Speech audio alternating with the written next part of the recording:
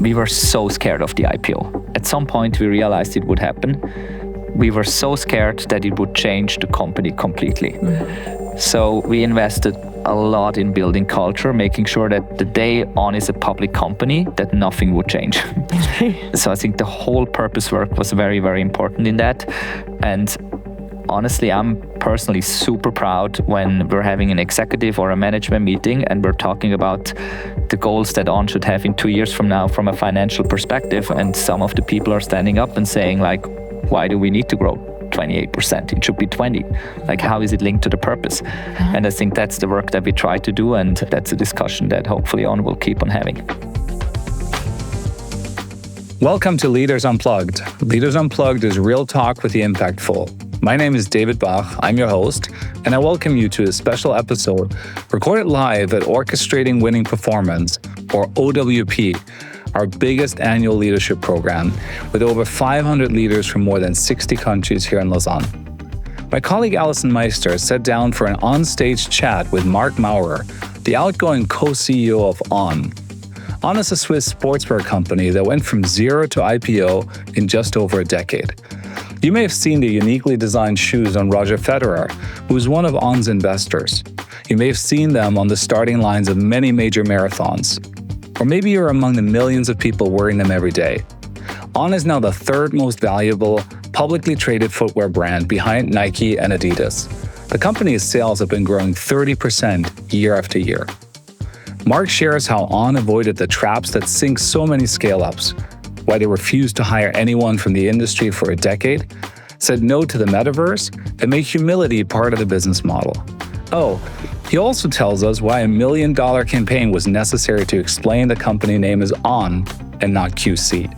Let's jump right in when Marc explains to Alyson how he and his co-founders, all inexperienced in shoe design, came up with their first shoe. So the technology was innovated actually by an ETH engineer. Okay. And he was doing that together with Olivier Bernhard, who is one of the founders. He was a professional triathlete and he had problems with his Achilles. So he couldn't run anymore. And the ETH engineer used him as a test case almost on how to have a cushioning technology that would minimize basically the impact on your joints and muscles. That was how the technology came about. And now the question was, what would this shoe need to look like? We had many different designers pitching, and they all made a shoe that looked like a shoe. And then we had another designer pitching who was doing some work with Swatch as well. He had no clue about shoes, and he made a shoe that looked like an On. And so I think we went for that one because it was important to really be differentiated versus what the other players would be doing out there, because otherwise you would never spot the product on the wall. So I just think it's fascinating, the role of not having experience in something to create, absolutely new innovation. Yeah. And building on that, you said that you're already creating products for 2028 right now. And your initial shoe came from really listening to the problems that Olivier had in his running experience and triathlete experience. How do you stay close to what the customer needs and wants, or how do you project what a customer is going to need in 2028? That is a very good question and a very big challenge. Yeah. Right? So I think in the end, we're creating a product that is made for a certain consumer. It's authenticated by an individual that might inspire you. It's authenticated by a marketing story that we tell. But our job is to know kind of what brings you a better running or movement experience. And in the end, what makes you move more, because that's in the end the purpose of the company. So I think we're trying to stay very, very close to the consumers. I think we co-develop a lot with our athletes, for example. We try to go into new consumer segments where we're not in through collaborations. This is where a partnership with Loewe comes in. So I think it takes a lot of humbleness and kind of close to that consumer to really make sure you're hearing the people you're trying to serve. The challenge, I think, for many different companies as they become more successful and as they become bigger, I think they become more introvert in how they look at the consumer. So at some point you start to think how amazing you are, and you basically look at the product yourself and you think, well, how amazing what I created, but you don't really realize that no one wants that anymore. And so I think with the success that On is seeing, how can On keep on being extrovert or at least humble and listen to our consumers and make sure we're creating product that helps you to move in a better way. But I think it's a big, big challenge. Like when you look at many of our competitors, at some point you hit a ceiling for many different reasons, but one is because you're becoming very, very introvert as a company with success. As you get bigger, you become really more self-oriented, a little bit sure of ourselves. So staying humble, that's a word that you mentioned. Staying humble, staying curious about the customer and having that empathy to really understand what they need. And I like that you said that you co-design as well with athletes. I noticed on the website and how you present, you have lots of partnerships with athletes around the world from so many different sports. Roger Federer won. You call them members of your team. What does that mean? Do they come in? Do they work with you on products? Do they have shares in the company? How does it work with the athletes you work with? So all of it, depending on the athlete. When we looked at athletes, I think for many years, or what many other companies do, we feel they're basically putting a logo on a chest. And so you're almost taking that human almost as a subject. You put a logo on a chest, and as long as that person is successful, you have your logo running out there. But you don't really care about the human being. So what we did very, very early on, we basically created a program with the athletes where they would get health insurance. So you have a huge topic, for example, with female athletes after pregnancy, that they're just getting dropped by the brands. We're not doing that. We actually took a lot of athletes or mothers from other brands to then join on, and we signed them during pregnancy. We do career advice, which is a big topic. So we're really trying to treat them as part of the team, because for us they are, right? They are our biggest ambassadors out there. And it's not just about a logo, it's about how do we tell stories together. It's about how do they identify with On. You saw Ben Shelton kind of in the video playing. Many of them are personal friends, and we create product together. We're listening to them and say, Ben, what do you want to look like in Wimbledon? What do you want to wear next year for the Australian Open? And the more time they give us, the better, because they are the power users of the product. So they know much better than we do on what we need to change, and then we're trying to make the change. So I think it's a very, very, very close relationship. Yeah, it really shows the value of being very close to your customers. And I think across all industries, sometimes you can feel really detached. And that process of staying close to who it is something that needs to be embedded in the culture. And I think you're a really great example of how to do that. And so one of the questions I have, you've grown exponentially, right? 70% year on year in the first 10 years. Then you IPO. Then it's 30% per year on around 28, 25.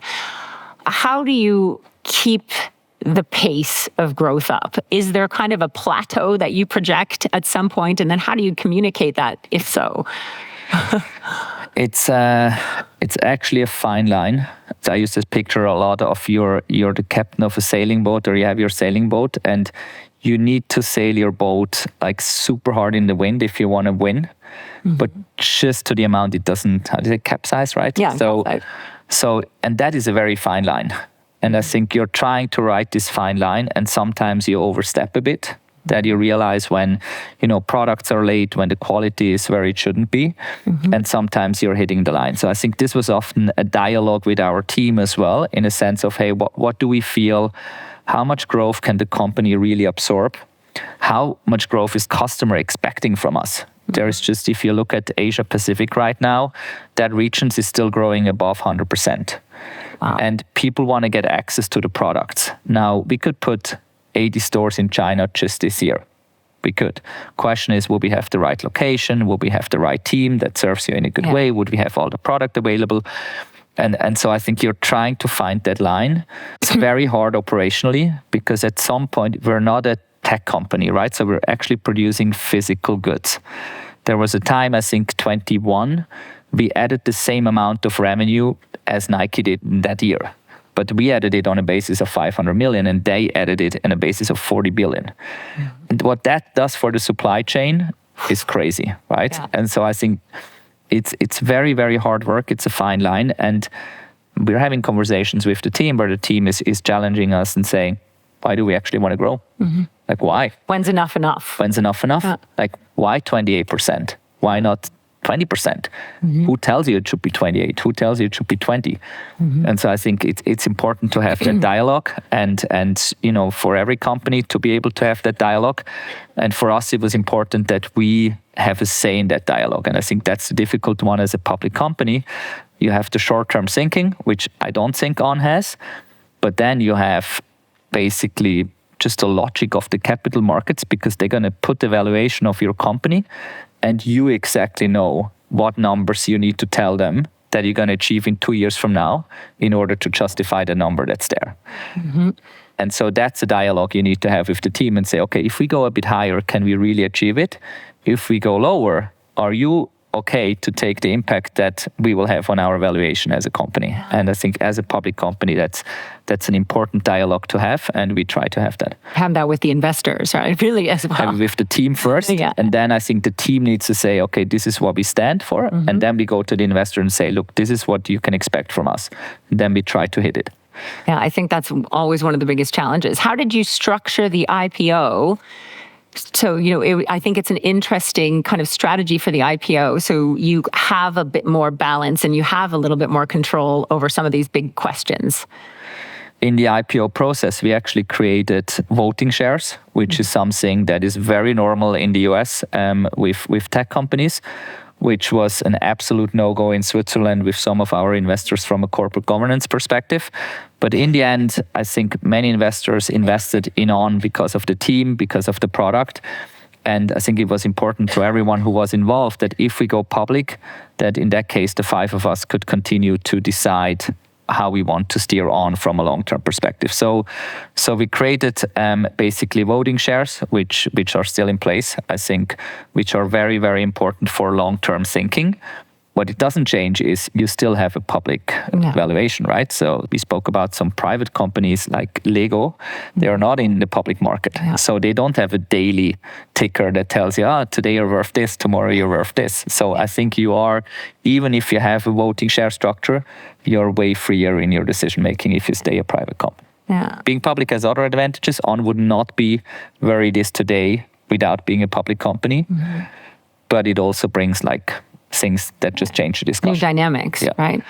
In terms of growing into the future then, knowing that, okay, maybe there is a point where enough is enough, what do you see as the biggest growth areas that On might move into? Knowing that you're going to be leaving, but where can you project? Is it new shoe lines, new sports, new apparel, technologies? Where do you see the growth? Geographies? So we still have a lot of room to grow internationally. So On still has a lot of potential. Southeast Asia, Asia in general, China, just starting in Korea, for example, a huge market.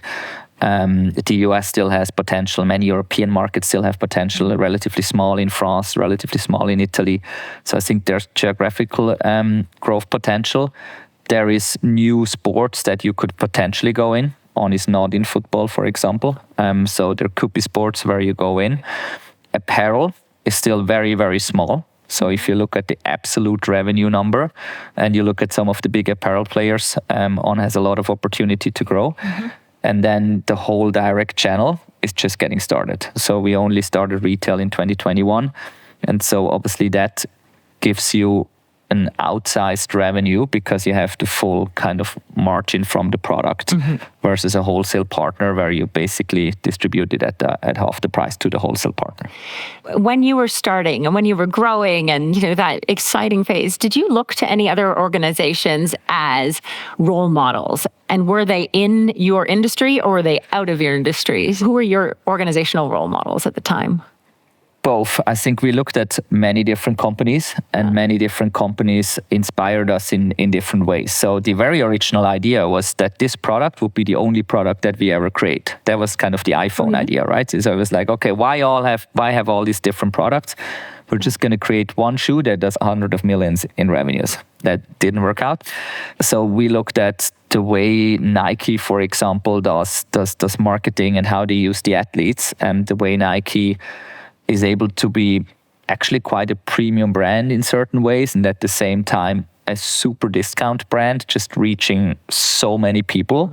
There's organizations that inspired us from how they were being led. And so I think we looked at a lot of different organizations.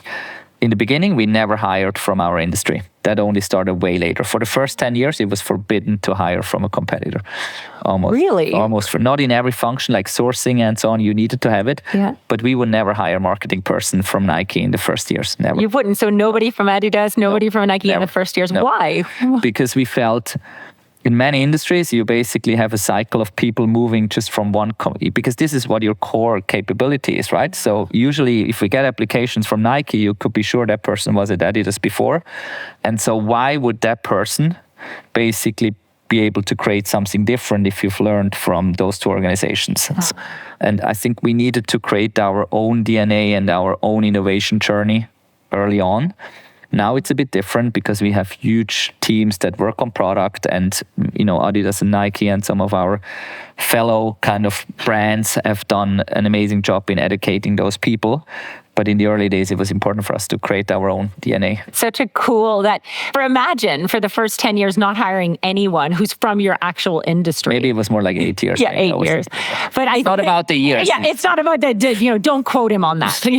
But it is. I think it's a fascinating mindset if you get to the mindset of that, because often the first thing we look for on a resume is, do they have experience in this industry, right? And they're looking for, do you not have experience in this industry? Probably disappointed a lot of applicants at the time as well. Last question on kind of the business, because I really want to dive deeper into that culture.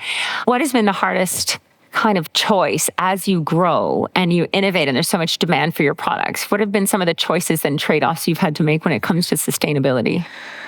I think on sustainability, probably the biggest trade-off is still perceived product performance versus sustainability. So let's take tights as an example. Mm-hmm. Are you able to compromise on some of the fibers that go into your products that are less sustainable for the tights to feel better? And so there is still a trade-off basically in playing that. And if you don't compromise, or if you are not compromising on it, your sales will be less. Because some of the other brands are putting stuff in there that just stretches the product a little bit more, and On will not be able to do that. So I think the biggest kind of trade-offs are really on the product, but not from a cost perspective for us. It was really about the consumer promise that we're able to give. And then I think for this industry, the holy grail is circularity. So in the end, the whole industry needs to be able to move to a product where you can reuse all its materials by taking it apart, by basically decomposing, or putting it back into its elements, and by reusing a lot of the product. For that, you need to be able to take a product back, which almost no one is doing. H&M is a worthwhile, exceptional example there.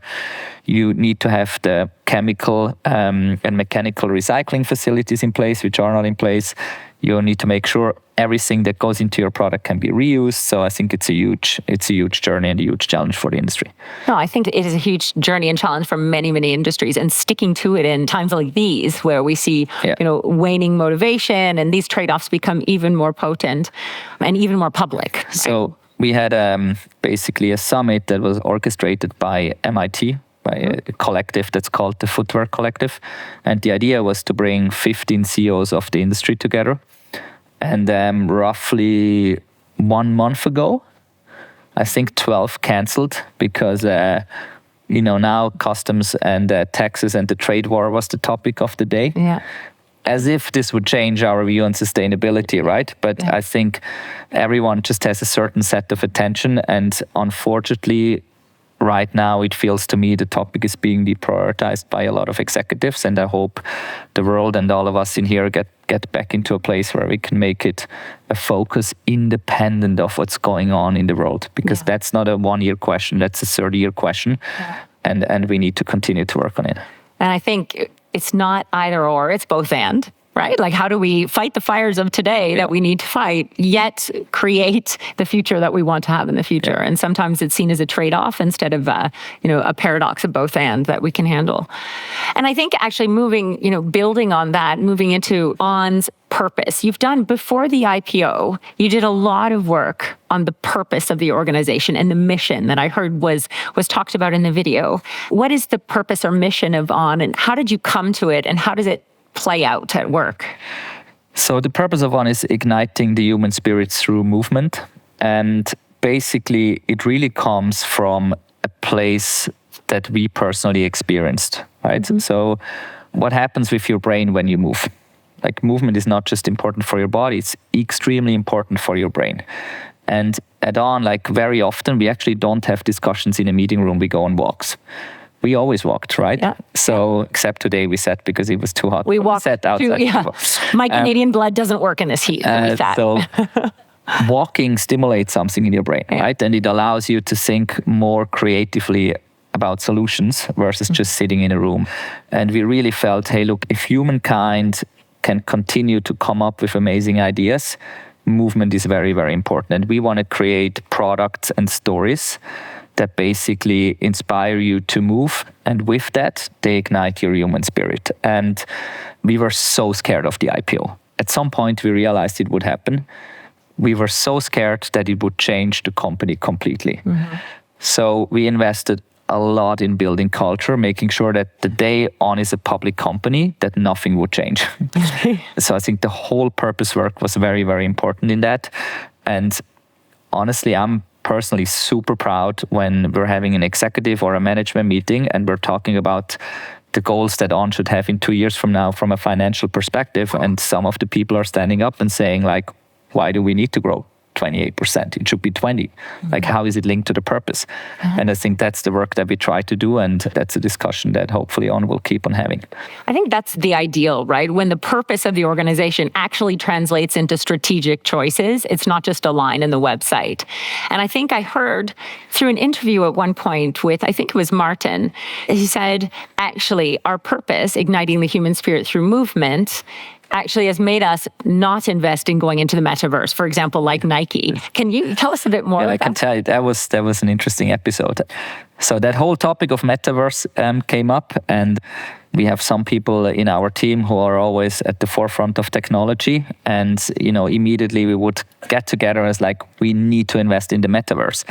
We tried to understand everything, and, Mark Zuckerberg started to call whatever Facebook, Meta, and so on. So it was the thing. And we spent hours talking about it.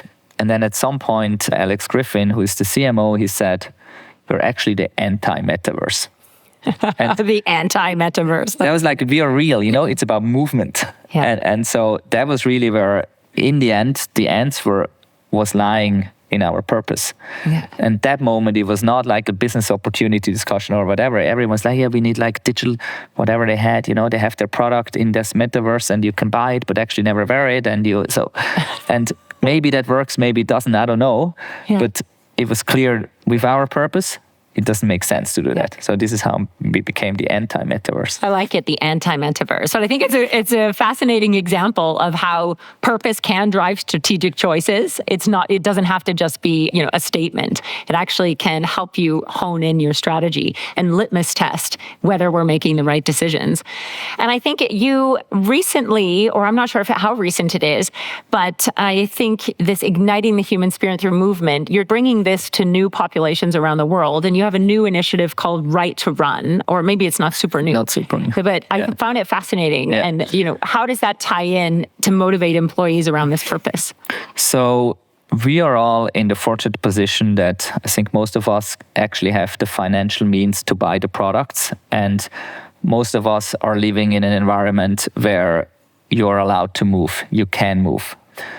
There's a lot of people who don't have that opportunity. Movement is not something that we take it as a given, but it's not a given for many, many people. So when we thought about how can On kind of have an impact beyond the core of what we're doing, we had very, very long discussions around it also, like what should go into sustainability. Is that actually impact, or is that a good cause, or is it just core of the business of what we're doing? And so again, this brought us back to the purpose. We said, hey, look, what we need to do with part of our profit is we need to make sure people move that otherwise couldn't move. So we created Right to Run, which basically supports organizations that are helping people to move that otherwise couldn't. I'll give you 2 examples. So one very successful one is in the US at the West Coast. There is a person who had drug addiction and who basically took a lot of people who were willing to get out of fentanyl and so on, and to get them to movement. So we supported him, and now it's hundreds of people. They have the programs, but those are not structured around movement usually, and they're bringing the movement part in. And if you see people who have been, lying on the street, close to death, and then they rediscover walking, just walking, they can't run.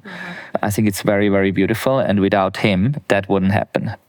We're also supporting an organization called Klabu. I'm doing a lot of work there. I will do a lot of work there post on. So please check out klabu.org. What they're doing is they're basically bringing sports to the refugee camps of this world. So you have millions of people living in refugee camps. They will never leave those. They're basically creating containers that they're shipping there, and they're doing a programming so that the people could meet at the central point. They're educating teachers how to teach football, how to teach badminton, how to teach running.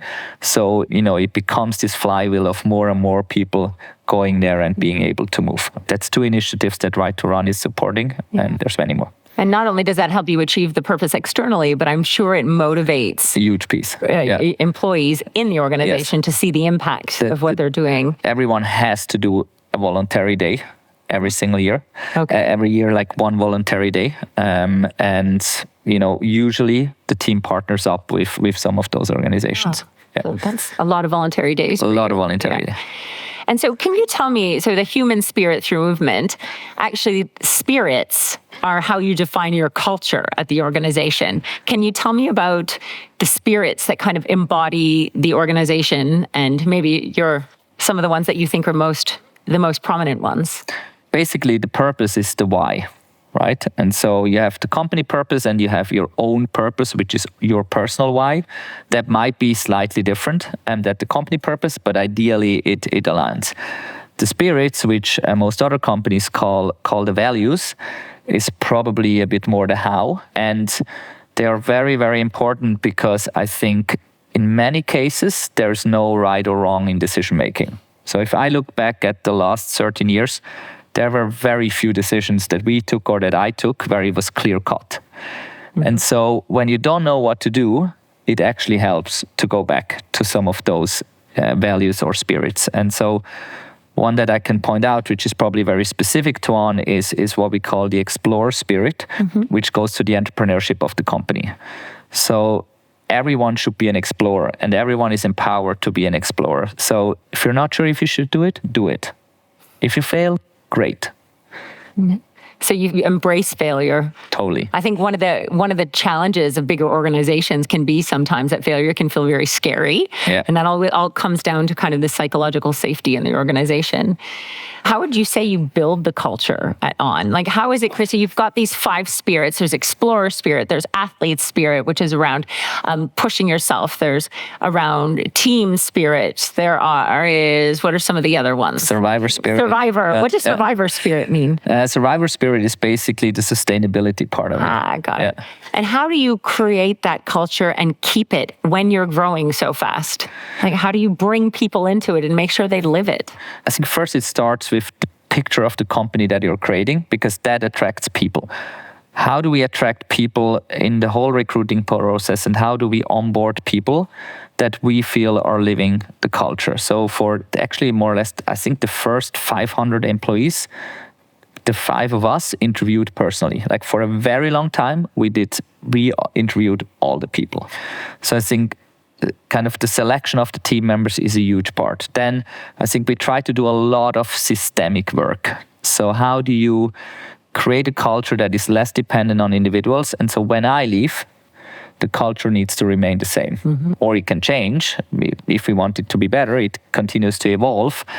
But the moment I leave and the culture falls apart, I didn't do a good job at building a culture that is systemic, right? So we had a lot of initiatives to build that systemic culture. And so be it as part of onboarding, be it as part of when we speak. So when we speak in front of the company, we always go into the same topics again and again and again. 80% of my speaking time is about culture. Really? Like goals and strategic initiatives takes maximum 20%. 80% is culture. And it's the same message again and again and again. And then it's the team and the leadership. So most people have relatively little exposure to the CEO or the executives team of the company. So the question is, the people that impact the organization the most, how do you make sure they live and breathe the culture that the organization wants to have? And so I think it's a mix of many, many different things. It's really important. So we call those culture carriers, right? Finding those people in the organization that live and breathe the culture and infect everybody else with it. And you're talking about training those leaders, training that team to really be a reflection of who we want to be and hire for it. One thing I think really cool about On, what's the average age of employees at On across the whole business? I think it has evolved now, but it's probably 33 right now. 33, the average age in the company. And so, which means we have no clue. Exactly. And so really, I think that kind of embodies some of the culture. It's very youthful. Do you notice, I guess you're at On, so maybe it's different, but compared to other company cultures, one of the questions that comes up a lot in class is, how do we harness and motivate that Gen Z employee, the younger employees? What would you say is the secret that keeps you able to do that? One thing I really like about that generation and how it has impacted On and us is that purpose is very important to them. And so they're actually I don't need to go into the organization and say we need to do sustainability. The team will come to us and say, why are we not doing more on sustainability? Why are we not doing more on diversity and inclusion? And so I think to make sure that everyone is heard and making sure that we're openly discussing the topics is very, very important.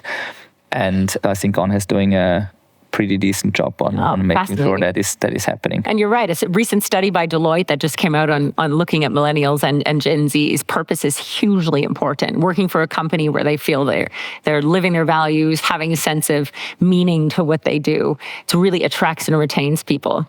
Trying to get in some of these questions as we go. Let's move to a few personal questions, and I see some coming up, so I'm going to pull on them too. First of all, you were co-CEO. Would you be co-CEO again? Why or why not?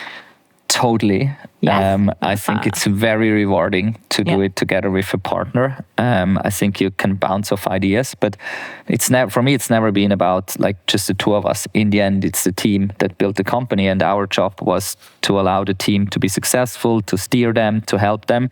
And the team gave Martin and I the permission to have that role, and it was amazing. And I really appreciate it. What makes it work? What made it work? What do you think you did? Were there rituals or practices you engaged in to make it work? I think, to put it very simple, I think Martin's role was to make me successful and my role was to make Martin successful. Mm-hmm. And I think this is when it works. And when you have complementary skills. Martin and I are very different. Both of us. Yeah. We're very different. But we're getting along extremely well and we respect each other. I think in many, many cases it wouldn't work. Yeah. I think the moment you got to serve the purpose and you got to serve the other person, the moment you serve yourself, it will not work. Mm-hmm. I think that's fascinating. When you work together, how did you resolve disagreements or different ways of seeing the same thing? Because you are very different. That means you would have different approaches to the same problem. How did you decide in the end? Walking and talking. Walking and talking. We spoke every day.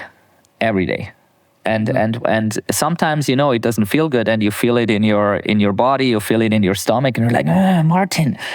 And that's the moment you need to call, right? And not the moment you need to go to someone else and say, oh my God, Martin. Yeah. And so I think that was very important for us. The moment it felt like something, you got to approach the person. And that's not just with Martin. I think that's overall in the organization.